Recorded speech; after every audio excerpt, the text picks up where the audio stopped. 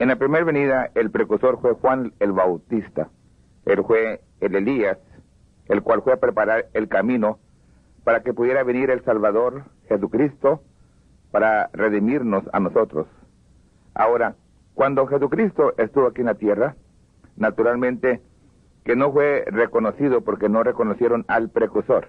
La gente no conoció al precursor ni tampoco conoció a Jesucristo. En esta segunda venida también viene el Señor Jesucristo. Y recuerde, antes de que venga Jesucristo a levantar su pueblo, Él envía a un profeta. Encontramos que la Escritura nos enseña que Jesucristo no pone pie aquí en la tierra. Si usted se fija, Primera de Tesalonicenses, capítulo 4, dice que al Señor Jesucristo, nuestro Salvador, le encontramos a Él en el aire. Y para poder encontrarle a Él en el aire, tiene que haber una resurrección, tiene que haber una transformación, tiene que haber una reunión entre los muertos y los vivos, ya transformados, inmortales, para poder encontrar al Señor Jesucristo en el aire. Todas estas cosas tienen que acontecer antes de que nosotros podamos encontrar al Señor Jesucristo. Y para poder nosotros ser transformados, necesitamos de recibir un mensaje conforme la Escritura, porque el mismo Señor descenderá del cielo con aclamación, o sea, con grito, con un mensaje. Y para traernos este mensaje, para prepararnos para encontrar al Señor Jesucristo en el aire, hago énfasis y hago hincapié y repito, para que la gente me comprenda, que al Señor Jesucristo no lo encontramos aquí en la tierra. Al Señor Jesucristo, nuestro Salvador, le encontramos en el aire.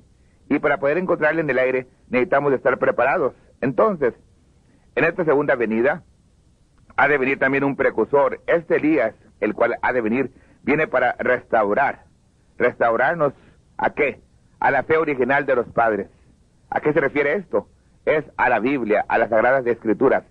Entonces tiene que venir un mensaje, el cual nos restaura o nos regresa 100% a la palabra de Dios. Porque sabemos que los juicios de Dios están por caer. La destrucción está por golpear la tierra. Pero para que esta destrucción o estos juicios puedan caer, Dios tiene que enviar un mensaje de advertencia. Porque Dios nunca destruye o manda juicio, sino primeramente advierte a su pueblo, como en el tiempo de Noé. Para poder enviar el diluvio o la destrucción, Dios envió una advertencia, y esta advertencia la envió por un profeta. Dios siempre advierte a su pueblo a través y por medio de un profeta, como en el tiempo cuando Dios iba a destruir a Nínive. Para poder destruir a Nínive, Él necesitó enviar a un profeta. Y aunque el profeta no quería llevar el mensaje, porque sabía que Dios era paciente, misericordioso, y trató de huir, aunque él huyó, él no pudo huir o continuar huyendo, porque Dios tenía que enviarlo. Y miramos cómo es que por fin llegó Jonás a Nínive y predicó el mensaje de advertencia, que si acaso no se arrepentían, en tantos días Dios iba a destruir a Nínive. Así que miramos que el plan de Dios siempre está, que cuando va a enviar juicios o va a destruir, envía un mensaje de advertencia. Y para enviar un mensaje de advertencia, siempre envía a un profeta.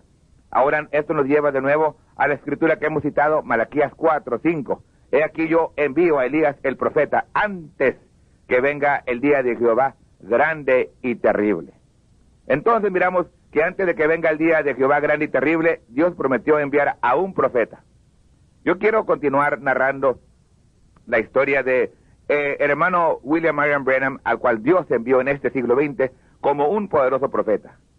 Le dije el domingo pasado que este hermano nació el día 6 de abril de 1909. Cuando él nació, una lucecita posó sobre su cuna. Es la misma columna de fuego que dirigió al pueblo de Israel, la misma columna de fuego que se encontró con Moisés en el monte, la misma columna de fuego que se encontró con Saulo de Tarso cuando iba rumbo a Damasco. Y miramos nosotros que esa columna, cuando se identificó con Saulo, le dijo: yo soy Jesús, a quien tú persigues. Encontramos que en 1 Corintios dice que aquella columna o aquella luz que dirigía al pueblo del Señor era Jesucristo, aquella piedra era Jesucristo. Jesucristo, el mismo ayer, hoy y por los siglos. En realidad, es un tema diferente, pero quiero que se fije. Cuando nació este varón, el día 6 de abril de 1909, en el estado de Kentucky, a la edad de 7 años les comenté cómo es que una voz le habló y le dijo que no contaminara su cuerpo ni bebiendo ni fumando. Este varón nunca bebió, nunca tomó, nunca correteó o anduvo detrás de mujeres. Se guardó porque Dios lo había preparado para un trabajo especial. En el año 1933, cuando él tenía aproximadamente 44 años, él estaba bautizando en el río Ohio a 500 personas. Cuando de repente bajó una luz, que es la misma columna de fuego, y fotografiaron, salió en la prensa, había más de 2,000 personas escuchando. Esto está anotado, está archivado, y podemos enviarle una copia de este periódico, cuando en sí vino la voz que dijo, así como Juan el Bautista fue enviado como el precursor de mi primera venida, así tú eres enviado como el precursor de mi segunda venida. Esto fue en el año 33. El hombre de Dios, el hermano Branham, se mantuvo así un poco inquieto porque realmente no entendía. Había muchas cosas que eran raras y la gente decía que lo que él tenía era del diablo, porque el hombre podía ver visiones, podía ver lo que iba a pasar. Como por ejemplo, él pudo ver que cuando estaban construyendo el puente cruzando el río Ohio, que iban a morir tantas personas por causa de esta construcción. Y así por el estilo, miraba muchas cosas. Como el 33, él miró 7 cosas sobresalientes. Entre ellas, él vio cómo es que por fin iban a construir un carro, un automóvil en la forma de un huevo. Él también vio otra cosa muy tremenda y muy sobresaliente, cómo es que iba a haber diferentes ismos, como el nazismo, el fascismo y el comunismo, y que por fin el que iba a absorber a todos los ismos iba a ser el comunismo. Miramos que cómo es que el comunismo ha abarcado el mundo entero y en realidad ha absorbido a todos los ismos. Pero el hombre, aunque vio todas estas cosas, él se sentía un poco inquieto, porque en realidad le decían los ministros que lo que él tenía y que él miraba no era de Dios, que realmente era del diablo. Y por fin, en el año del 46, el día 7 de mayo, él se fue a una cueva. Y fue cuando el ángel del Señor bajó allí, bajó y le dijo, así como yo vengo enviado de la presencia del Señor para decirte que tú has de ir por todo el mundo con un don de sanidad. Entonces el hermano Branham salió mundialmente, y por cierto que rodeó el mundo 7 veces, y en el año 47 pasó por el estado de Arizona. No lo conocía, nadie le conocía. Llegó y predicó en una iglesita donde había aproximadamente 150 personas, y de ahí se pasó a la iglesia que pastoreaba mi papá, que en ese tiempo él pastoreaba la iglesia apostólica, que estaba situada en la calle Maricopa y 18. Entonces, cuando él estuvo allí, predicó varias veces, pues, por cierto, predicó más de 100 ocasiones en ese tabernáculo. Nosotros, yo soy testigo, ahora es la causa por la cual estoy narrando esto. Mi nombre es Bernabé García y yo soy testigo de estas cosas. Ahora, un testigo es uno que puede ver y que puede oír. Y allí, cuando yo conocía al hermano Branham, por cierto, él llegó a ir a mi casa, ahí comía con nosotros, platicaba con mi padre, aunque mi padre no entendía el inglés, pero por medio de intérprete, así platicaba con mi papá. Yo le conocí y le observaba. Yo era un mancebo de unos 13 años, pero recuerdo que grandes milagros, señales y prodigios fueron hechas por Dios a través del ministerio del hermano Branham. Por cierto que está narrado, y aún la historia de este siglo XX muestra que todos los hombres grandes, famosos, que se han levantado mundialmente con un don de sanidad, como Oral Roberts, Allen, Jack Cole, Tammy Osborne, todos esos hombres fueron influenciados por el ministerio de este varón llamado William Branham, porque era un varón de estatura pequeña, de unas 145 libras, pero cuando hablaba tenía autoridad, porque era el representante, el enviado de Dios, enviado en un ministerio profético. Y por cierto, que al principio la gente no le podía comprender ni entender, porque no se había sabido, ni se había conocido a un profeta, porque cuando viene un profeta realmente tiene que estar vindicado por Dios. Este hombre así continuó predicando hasta el año 62. Durante esta época él radicaba y vivía en la ciudad de Jeffersonville, en el estado de Indiana, en el oriente de los Estados Unidos. Él había visto una visión, él había platicado sobre esta visión, y que cuando llegara cierta cosa a acontecer en su casa, en su vida, por parte del gobierno, entonces era tiempo que él se mudara hacia el oeste. Y recuerdo que en el año del 62, en el mes de diciembre, él predicó un mensaje: señores, es este el tiempo. Y como él narra, y yo escuché la cinta, Yo estaba en ese tiempo ya creyendo que Dios había enviado a un poderoso profeta. Pero entonces, al escuchar yo la cinta, en realidad no entendía muchas cosas. ¿Cómo es que el Señor le había dicho que se moviera hacia el oeste? Y cómo que Él iba a hacer contacto con 7 ángeles que iban a bajar de la eternidad. Yo escuché cuando Él mencionó que iban a venir 7 ángeles para hacer contacto con Él y que lo iban a comisionar. Pero Él no sabía exactamente dónde, solamente que el Señor le decía que se moviera al oeste. Él se vino al oeste y se mudó a la ciudad de Tucson, Arizona, y luego acostumbraba irse a las montañas, como por ejemplo venía aquí a las montañas del sur, acá en Phoenix, Arizona. Se iba a diferentes montañas, allí hablaba con Dios y esperaba en Dios, esperaba esta visitación. Pero un día, allá a un lado de Tucson, rumbo al estado de Nuevo México, cerca de la ciudad de Stafford, Arizona, estando el profeta en una montaña, la cual se llama el Monte Sunset, de repente vinieron 7 ángeles, y cuando vinieron, hicieron contacto con el hermano Branham y lo comisionaron que se fuera para el oriente para que predicara los 7 sellos. Cuando esto aconteció, realmente fue un acto sobrenatural. Los hombres que andaban con él se quedaron espantados porque fue una visitación sobrenatural. Ahora él dijo, acabo de hacer contacto con los ángeles. Posible, si el hombre hubiera dicho esto, y era todo lo que él dijo, posible mucha gente no le hubiera creído, pero al mismo tiempo que esto aconteció, que bajaron los 7 ángeles a donde él estaba, se empezó a formar algo místico, algo que no habían visto anteriormente, y fue una nube. Empezó a levantarse, los fotógrafos empezaron a fotografiar, y hubo muchos fotógrafos y tomaron muchas fotografías de este acontecimiento. Y luego al siguiente día la gente espantada, y por cierto salió también en el magazine de Life y en diferentes magazines, salió una nube que dijeron ellos es una nube sobrenatural. No sabemos qué es, no puede ser una nube natural que tenga agua, porque estaba 27 millas de ancho y como 30 millas de largo. Algo sobrenatural, algo espantoso que se miraba en el cielo. Por cierto que los científicos y los hombres que estudian estas cosas no pudieron dar respuesta a qué era esta nube y por qué era esta nube. Le nombraron la nube misteriosa. Pero ya a nosotros, ya nos había dicho el hermano Branham que esto iba a acontecer. Y inmediatamente nos fuimos a oírle, a ver qué es lo que hablaba. Y el hombre de Dios, se le dijo, el Señor o el ángel le dijo, regresa a Jeffersonville para que prediques sobre los 7 sellos, lo cual sería la palabra revelada.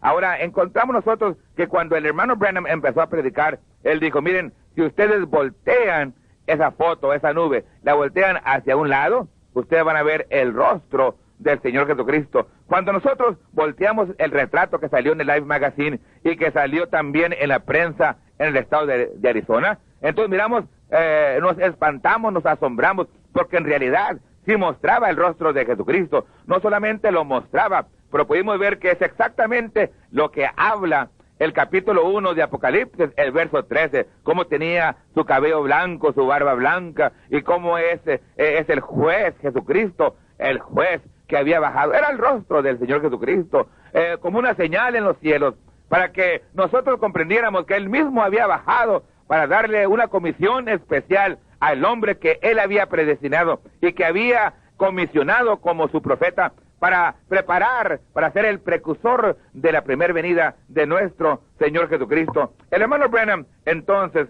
se fue a Jeffersonville y empezó a predicar los sellos. Y encontramos nosotros que la Escritura nos habla en el capítulo 5 de Apocalipsis, que el apóstol San Juan estaba llorando, porque estaba uno sentado en el trono y estaba en su mano un libro sellado con 7 sellos. Y no había ninguno digno de abrir el libro ni desatar sus sellos. Nadie podía, y si realmente no hubiese quien tomase ese libro y pudiese explicar realmente lo que allí hablaba, realmente la humanidad estuviera perdida. Ciertamente que Jesucristo redimió, ciertamente que Jesucristo pagó el precio, pero se necesitaba de narrar lo que está escrito. Y aunque la Biblia ha sido predicado por siglos y siglos y siglos, pero en realidad nunca se podía entender en su totalidad. Pero había un tiempo destinado y preparado por Dios, en el cual Dios había de enviar un mensajero, el cual recibiría de mano del Cordero, porque es el Cordero el que abre estos 7 sellos.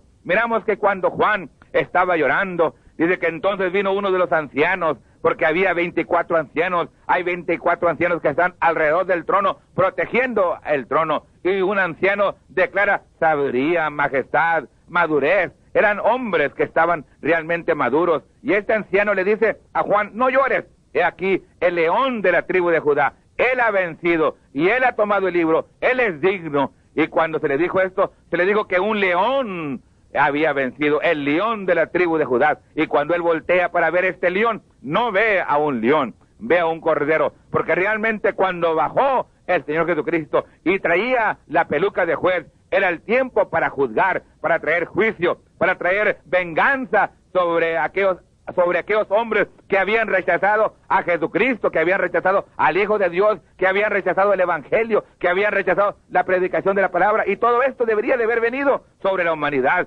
porque se anunció que ahí viene el juez, ahí viene el león. Pero cuando Juan volteó a ver el león, ya no vio al león, vio al cordero ensangrentado. ¿Qué quiere decir esto? Es que Dios había extendido misericordia sobre la humanidad, que Él tenía un hombre aquí en la tierra para poder revelar los misterios, para revelar el libro de redención. Entonces, miramos nosotros que el hombre empezó a predicar los 7 sellos, porque el libro, la Biblia, estaba sellado con 7 sellos. O sea, el libro de redención, un sello se quitó, el primer sello, otro sello se quitó, el segundo sello, y empezó a abrirse. Y miramos entonces en Apocalipsis 10, que cuando baja Jesucristo cuando Él baja, ya baja con un librito abierto. Y cuando Él baja, 7 truenos hablen o emiten sus voces. Y cuando ellos emiten sus voces, el ángel jura por el que vive para siempre jamás, y dice que el tiempo no será más. Pero entonces está en el verso 7 un paréntesis, dice, pero en los días de la voz del 7º ángel, cuando Él comenzare a tocar la trompeta, el misterio de Dios será abierto. En otras palabras, antes que llegue el tiempo, cuando el tiempo no será más, antes que llegue el tiempo cuando ya no habrá más misericordia, antes de que llegue el tiempo cuando los juicios de Dios han de caer sobre la tierra, dice, Él enviará a un mensajero, pero en los días de la voz del 7º ángel, antes de que puedan venir los juicios, Dios tiene que enviar un mensajero para abrir los misterios, para declararnos lo que está escrito, sobre el plan de redención, cómo es que el hombre es la imagen de Dios, cómo es que el hombre es lo más precioso que Dios crió, cómo es que el hombre en el jardín cayó cuando canjeó todo, y cómo es que el diablo tomó todo en su mano, y cómo es que Jesucristo bajó, Dios con nosotros, Emmanuel hecho en carne, vino a pagar el precio, y no solamente murió, mas bajó a las partes más bajas de la tierra. Entonces tomó las llaves del infierno y de la muerte. Y recuerde usted una cosa, que las llaves del reino ya se las había dado a Pedro, pero las llaves del infierno y de la muerte tuvo que ir Jesucristo hasta las partes más bajas de la tierra. Y cuando tomó las llaves, pasó por el paraíso y abrió el paraíso, y salieron muchos de los muertos cuando se levantó Jesucristo. Dice la Biblia que muchos de los muertos también se levantaron. Entonces, esa llave del infierno y de la muerte ha estado en manos del Cordero de Jesús. ¿Por qué está esto? Porque llega el tiempo cuando a una muerte quedará debajo de los pies de los santos. Pero para que todo esto esté debajo de los pies de los santos, tiene que haber la revelación de lo que está escrito, de lo que realmente Jesucristo nos ha comprado, nos ha redimido. Si acaso Él vino a redimirnos, Él vino a comprarnos. ¿Y qué vino a comprarnos? La salvación, la redención. ¿Y cómo podemos nosotros vencer al diablo y a una muerte? Tiene que haber una revelación dentro de la Sagrada Escritura, donde nos narre el Señor: he aquí mi misterio, he aquí mi plan, he aquí mi redención entre vosotros. Pero tiene que venir un poderoso profeta para declararnos. Y quiero decirle, mi precioso amigo y hermano, que Dios bajó en este siglo XX, los misterios han sido abiertos. Solamente es que nosotros escuchemos la voz de Dios enviada para este último siglo.